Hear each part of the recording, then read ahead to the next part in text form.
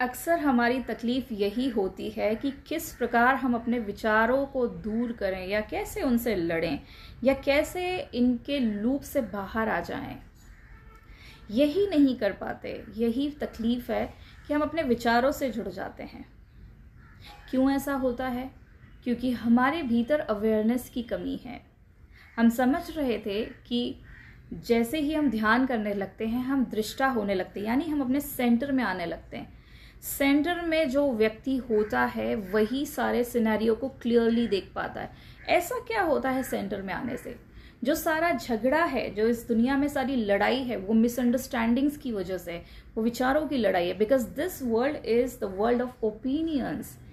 Everybody's opinion matters so much. But what if I say your opinion doesn't matter? What will happen?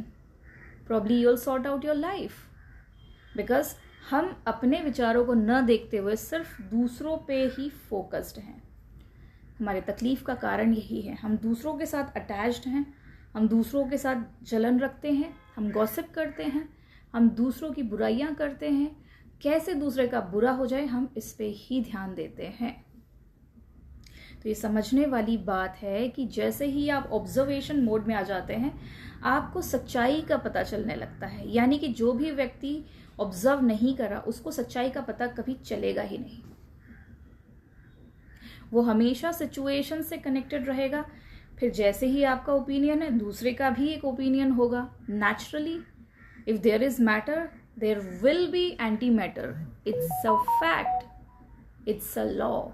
So that's the reason it's important कि आप अपने भीतर के दृष्टा भाव को ऑन करें। जब भी हम ध्यान करते हैं तो हम अपने भीतर के दृष्टा भाव से जुड़ते हैं। हमारे भीतर एक दृष्टा लगातार बैठा हुआ है, पर यदि आप उसकी बात नहीं सुनते, आप उससे कनेक्ट नहीं करते, तो आपकी लाइफ में हमेशा फ्लक्चुएशंस होते रहेंगे। यानी कि there will be no stability. So to attain that stability you must always be at the centre. But I know it's not easy. Initially it looks really difficult, but I will tell you it's easy.